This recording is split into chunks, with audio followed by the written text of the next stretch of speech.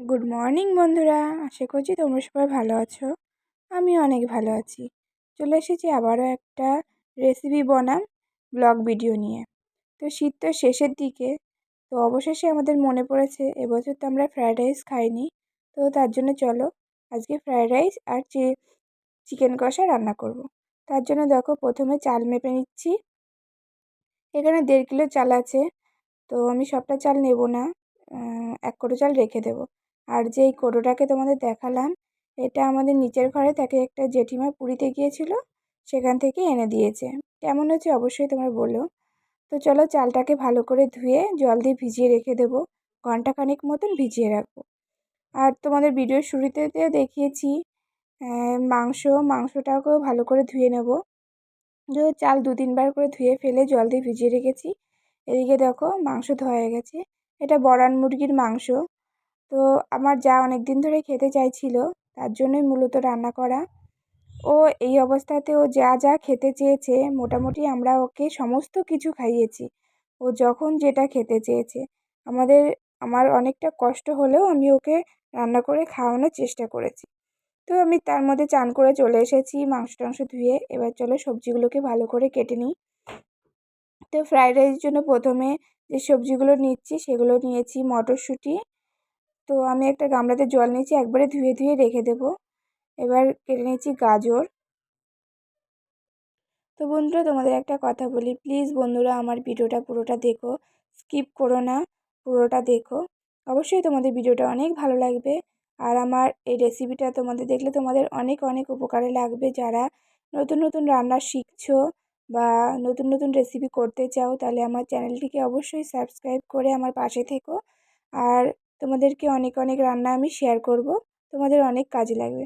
তো দেখো কথা বলতে বলতে আমার গাজরগুলোকে ভালো করে কাটা হয়ে গেছে। এবার চলো বিনসগুলো কেটে নিই। আমার রান্না করতে খুবই ভালো লাগে, আর যদি খাওয়ার লোকগুলো হয় আরও বেশি ভালো লাগে। যে এমনও হয় অনেক সময় সবাই খেতে পছন্দ করে না, সেরকম হলে তো ভালো লাগে না, না?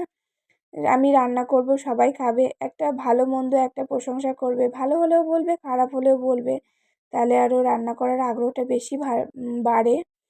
তো চলো ক্যাপসিকাম এবারটা কেটে নিই। ক্যাপসিকাম, গাজর, মটরশুঁটি এগুলো যখন ভালো করে ধুয়ে রেখেছি, তো দেখো থালাটাকে কত সুন্দর লাগছে, রং বেরঙের সবজিতে যেন থালাটা ভরে গেছে। এবার চলো মাংসের জন্য আলু কেটে নেওয়া যাক। একবারে মশলাটা সমস্তটা করে নিয়ে রান্না করতে উঠবো। পাশে বসে আমার যা রসুন ছুঁড়ে দিচ্ছিল। ওকে বলেছিলাম তুমি পারবে না যখন, তোমার বসা লাগবে না, কিন্তু ও শোনেনি। তো বলছে তাই দিদি তোমার দেরি হয়েছে, চলো আমি তোমাকে একটু হেল্প করে দিই। ও রসুনটা ছুলে দিয়ে চলে গেছে। আর এইদিকে দেখো আমি সমস্ত কিছু রেডি করে নিয়েছি। এবার চলো জলদি রান্নাটাকে শুরু করা যাক। তো প্রথমে কড়াইতে তেল দিয়ে দিয়েছি। এবার প্রথমে আলুগুলো ছেড়ে দিচ্ছি। আগে মাংসটা রান্না করে নেব, পাশে টুকটুক করে আস্তে আস্তে ভাতটা করে নেব। তোমাদের মধ্যে কে কে ফ্রাইড রাইস আর চিকেন কষা খেতে বেশি পছন্দ করে অবশ্যই বলো। আমাদের বাড়িতে কিন্তু আমি আর আমার যা খেতে খুবই পছন্দ করি। আর যদি চিনির পরিমাণটা একটু বেশি হয় ভাতে, তাহলে কিন্তু আমার দেওর আরও বেশি পছন্দ করে। তো এদিকে দেখো আরেকটা কড়াই বসিয়ে দিয়েছি, সেখানে দিয়ে দিলাম 1 চামচ লবণ। এটার ভিতরে সবজিগুলোকে হালকাভাবে বয়েল করে নেব। জলটা জাল হওয়ার জন্য ঢেকে দিয়েছি। এদিকে চলো মিক্সার গ্রাইন্ডারে মশলাগুলো করে নেওয়া যাক। আমার হাতে বলতে গেলে বন্ধুরা একদম লঙ্কা ওঠে না। আমি এত চেষ্টা করি যে মাংস বা কোনো একটা সবজিতে একটু লঙ্কা বা ঝাল ঝাল করব দেবো, তাহলে আমার হতেই চায় না। সবাই এত বকাবকি করে যে তুমি একটু লঙ্কা দাও না কেন বেশি করে। কেন জানি না, মা হয়ে গেছি বলে কি তার জন্য নাকি, আমার মাথায় শুধু এটাই টেনশনে থাকি যে বেশি লঙ্কা বা বেশি ঝাল হলে আমার বাবু কি খেতে পারবে, ওর তো অসুবিধা হবে। তার জন্যই মনে হয় আমার হাতে লঙ্কা ওঠে না। তবু অনেক কষ্ট করে 3-4 বার লঙ্কা দিয়ে দিয়ে একটু ঝাল ঝাল করেছিলাম মাংসটা। এদিকে দেখো আমার আলুগুলো ভাজা হয়ে গেছে, আর এদিকে মশলাটাও আমার হয়ে গেছে। তো চলো আলুগুলোকে এবার নামিয়ে নেব। আলুগুলোকে একে একে সব নামিয়ে নিয়েছি। এদিকে দেখো মশলাটাও বেশ সুন্দর হয়ে গেছে। এবার এদিকে দেখো জলটাও ভালোভাবে জাল উঠে গেছে। এবার সমস্ত সবজিগুলো জলের ভিতরে দিয়ে দেব। এটা 20% মতন সিদ্ধ করব, তারপরে তো আবার ভাজা করব, তো তার জন্য হালকা একটু সেদ্ধ করে নিচ্ছি, তাহলে কালারটা ভালো থাকবে, ভাজার সময় বেশি ভাজা লাগবে না। তো তার জন্য 20% মতন সেদ্ধ করে নিয়েছি।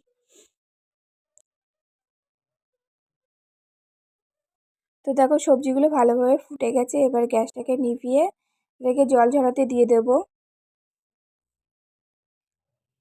তো জল ঝরাতে দিয়ে দিয়েছি।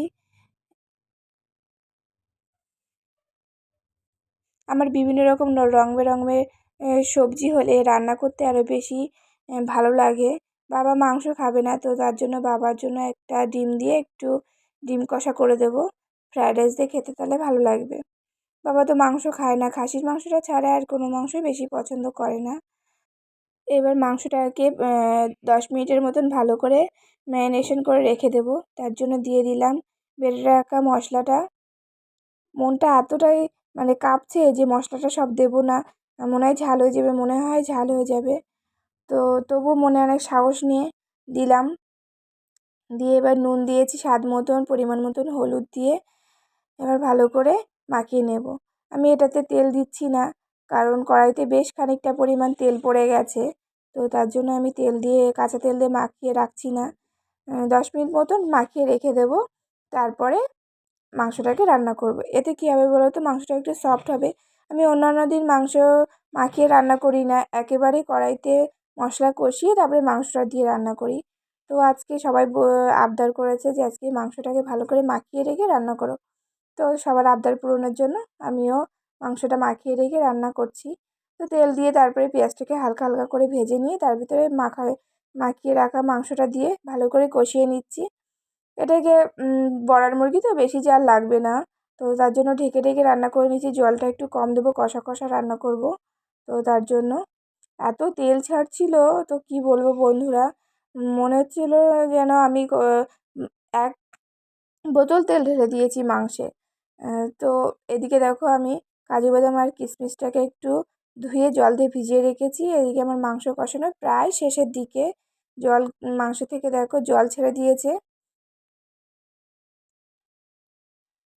এবার হাঁড়িতে জল দিয়ে জাল ধরিয়ে দিচ্ছি, ভাতটা রান্না করব তার জন্য। দেখো মাংস কষানো হয়ে গেছে, দেখো কি সুন্দর তেল ছেড়েছে। এবার মাংসের পরিমাণ মতন জল দিয়ে দিলাম। জল দিয়ে যতক্ষণ মাংসটা সেদ্ধ হবে, মাংস বিশেষ করে আলুটা, ততক্ষণ পর্যন্ত জাল দেব, তারপরেই নামিয়ে নেব। এদিকে মাংস প্রায় শেষের দিকে, চলো হাতে একটু মশলা বেটে নিই। এটা গরম মশলা, হাতে বেটে গোটা গরম মশলাটা বেটে দিলে মাংসের যে গরম মশলার গন্ধটা বেশ ভালো আসে। তো তার জন্যই মশলা ভালো বেটে দিলাম, আমরা গুঁড়ো মশলা ব্যবহার করি না। তো দেখো আমার মাংস রান্না হয়ে গেছে। তোমরা কে কী খেতে চাও অবশ্যই আমাদের বাড়িতে চলে এসো। আর ঘরে ছিল একটু বাড়ির তৈরি করা আমসত্ত্ব, তো সেটা দিয়ে একটু চাটনিও বানিয়ে নিয়েছিলাম। আজকে জাস্ট ঝুমাকে কষিয়ে খাওয়াবো এরকম একটা চিন্তা ভাবনায় আছি। ও সবসময় গল্প করে একটু ফ্রায়েড রাইস হলে, একটু মাংস হলে, একটু চাটনি হলে বেশ কটা ভাত খেতাম দিদি। তো তার জন্যেই আজকে ও না জানা অবস্থাতেই, ও জানে না যে আমি ওর জন্য এত কিছু করছি, শুধু জানে মাংস আর ফ্রায়েড রাইসটা হচ্ছে। চাটনি রান্না করবো এটা একদমই জানে না। তো এদিকে দেখো আমার ভাতগুলো প্রায় হয়ে গেছে, এবার ভাতটাকে নামিয়ে নেব। পাশে বড় একটা কড়াই বসিয়ে দিয়েছিলাম, দিয়ে হালকা করে গ্যাসটা ধরিয়েছি যাতে একটু কড়াইটা গরম হতে লাগবে, বড় কড়াই তো গরম হতে অনেকটা সময় লাগবে। আর ভাতটাকে নামাবো কীভাবে ভাবছি, স্টিলের হাঁড়ি খালি স্লিপ করছিল, মাড় গালতে পারছিলাম না, তো তার জন্য ঝুড়িতে ভাত ঢেলে ঢেলে মাড়টা গেলে নিয়েছি, ঝরিয়ে নিয়েছি ভালো করে। 2 ঝুড়ি ভাত হয়েছিল। এবার চলো কড়াইতে ঘি আর অর্ধেকটা ঘি দিয়েছি, অর্ধেকটা পরিমাণ সাদা তেল দিয়েছি। আমাদের বাড়িতে আবার সবাই ঘি পছন্দ করে না, বেশি ঘির গন্ধ হয়ে গেলে কেউ খাবে না ভাত। তো তার জন্য দুটো সমান সমান দিয়েছি। তো চলো এবার তেল গরম হয়ে গেছে, তেলের মধ্যে সেই ভিজিয়ে রাখা কাজু বাদাম কিশমিশগুলো দিয়ে দিই। এবার দিয়ে দিলাম সেদ্ধ করে রাখা সবজিগুলো, দিয়ে ভালো করে ভেজে নিচ্ছি যতক্ষণ না সবজিগুলোকে সেদ্ধ হচ্ছে। তো সবজিগুলো যখন সেদ্ধ হয়ে এসেছে, তখন আমি সবজির ভিতরে ভাতগুলোকে দিয়ে দেব। 2বার ভেজেছিলাম অল্প অল্প করে, এদিকে দেখো যে এমনি আমি ভাতটাকে ঝাঁকাচ্ছিলাম ঝুড়িতে দিয়ে, আমার ঝুড়িটাই ভেঙে গেল। তো কী করবো, আর কিছু করার নেই। তো চলো এবারে ভাত আর সবজি ভালো করে মিশিয়ে নিয়ে একটুখানি সময় মতন ভালো করে ভেজে নেব। এদিকে ঝুমা এসে দাঁড়িয়েছিল, বলছি একটু তাহলে চিনিটা দিয়ে দাও, আমি মিশিয়ে নিচ্ছি। ও চিনি দিয়ে দিয়েছিল, আমি ভালো করে মিশিয়ে নিয়েছি। সবার খাওয়া দাওয়া হয়ে গেছে। ঝুমা আমার জন্য বসেছিল, দিদি আমি তোমার সাথেই খাবো তাহলে চলো। তো অবশেষে আমি আরও খেতে বসে গেছি। এটা হচ্ছে আমার থালা। বাড়ির সবাইকে নিয়ে কোনো একটা জিনিস রান্না করে খাওয়ার মজাটাই আলাদা। সবাই যখন খেয়ে আরও প্রশংসা করে না, তখন আরও মনটায় বেশি শান্তি লাগে যে না, আমার এতক্ষণ ধরে কষ্ট করে যেটা রান্না করেছি অবশেষে সবার তো ভালো লেগেছে, তার জন্য আর বেশি ভালো লাগে। তো দেখো আমার ভাত খাওয়া হয়ে গেছে, এবার একটু চাটনি নিয়ে নিলাম, চাটনি খেয়ে নিচ্ছি। তো আমার ভিডিওটা কেমন লাগলো অবশ্যই তোমরা জানিও।